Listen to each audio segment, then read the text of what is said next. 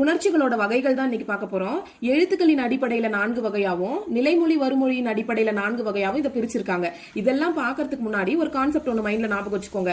நிலைமொழி அப்படின்னா ஈச் எழுத்த பார்க்கணும், வருமொழி அப்படின்னா முதல் எழுத்த பார்க்கணும். இதுதான் புணர்ச்சி விதிக்கான பேஸ். இது ஞாபகத்துல இருந்தா இந்த கான்செப்ட் உங்களுக்கு ஈஸியா இருக்கும். இப்ப இதை பார்க்கலாம். எழுத்துக்களின் அடிப்படையில 4 வகைன்னு சொல்லியிருந்தோம் இல்லையா, அது இதுதான். உயிரீற்று புணர்ச்சி, மெய்யீற்று புணர்ச்சி, உயிர் முதல் புணர்ச்சி, மெய் முதல் புணர்ச்சி. இந்த வகைகளுக்குள்ளேயே இதுக்கான விடை இருக்கு. உயிர் ஈற்று புணர்ச்சினா என்ன? உயிர் எழுத்து இறுதியா இருந்துச்சுன்னா அது உயிரீற்று புணர்ச்சி. இதை எங்க பார்க்கணும்?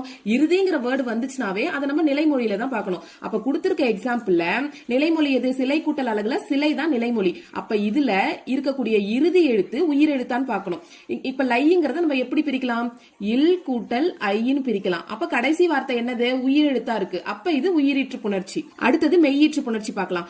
ஈற்று அப்படின்னாவே நம்ம நிலைமொழியை தான் பார்க்கணும். கொடுத்திருக்க எக்ஸாம்பிள்ல மண் கூட்டல் அழகு, இதுல மண்ணுங்கிறது தான் நிலைமொழி. அப்ப இதோட இறுதி எழுத்து என்னவா இருக்கு? மெய் எழுத்தா இருக்கு. அதனால இது மெய்யீற்று புணர்ச்சி.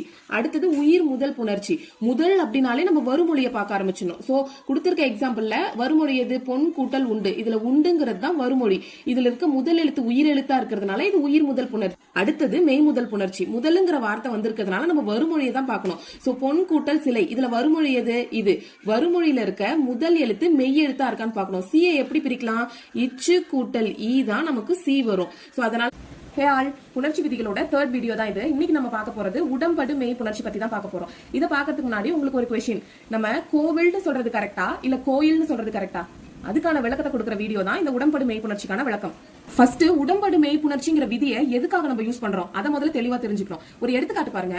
காட்சி கூட்டல் அழகு, இதுல நிலைமொழியோட இறுதி எழுத்தும் உயிரெழுத்தா இருக்கு, வருமொழியோட முதல் எழுத்தும் உயிரெழுத்தா இருக்கு. இப்படி ரெண்டுமே உயிரெழுத்தா இருந்துச்சு அப்படின்னா நம்ம இதை சேர்த்து படிக்கும் போது ஒரு சின்ன கேப் விழுது நடுவுல. இந்த கேப் நம்மளுக்கு படிக்கிறதுக்கு கொஞ்சம் கஷ்டமா இருக்கு. அதனால உடம்படு மெய் புணர்ச்சிங்கிறத யூஸ் பண்ணி ஈஸியா இதை மாத்த போறோம். இப்ப நீங்களே படிச்சு பாருங்க.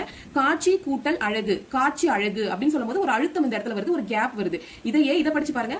காட்சி அழகு, இது கொஞ்சம் ஈஸியா இருக்கா? இப்படி மாத்துறதுக்காக தான் நம்ம உடம்படு மெய் புணர்ச்சியை யூஸ் பண்றோம். இதுதான் முதல் டெஃபினிஷன்ல கொடுத்திருக்காங்க. படிச்சு பாருங்க. இப்ப நிலைமொழியின் இறுதி எழுத்தும் வருமொழியின் முதல் எழுத்தும் உயிரெழுத்துக்களாக இருந்தால் உடம்படு மெய் புணர்ச்சி தோன்றும்.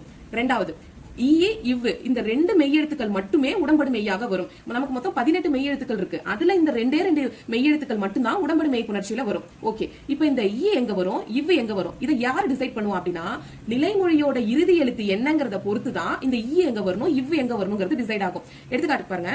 நிலைமொழியோட இறுதி எழுத்து இ இப்படி இருந்துச்சு அப்படின்னா அந்த இடத்துல ஈங்கிற உடம்படுமையை நம்ம யூஸ் பண்ணலாம். இதுவே நிலைமொழியோட இறுதி எழுத்து இந்த 3 தவிர மத்த உயிரெழுத்துக்கள் இருந்துச்சு அப்படின்னா இவ்வுங்கிற உடம்படுமையை யூஸ் பண்ணலாம். ஏங்கிற உயிரெழுத்து இருந்தா மட்டும் ஈயும் யூஸ் பண்ணிக்கலாம், இவ்வும் யூஸ் பண்ணிக்கலாம்.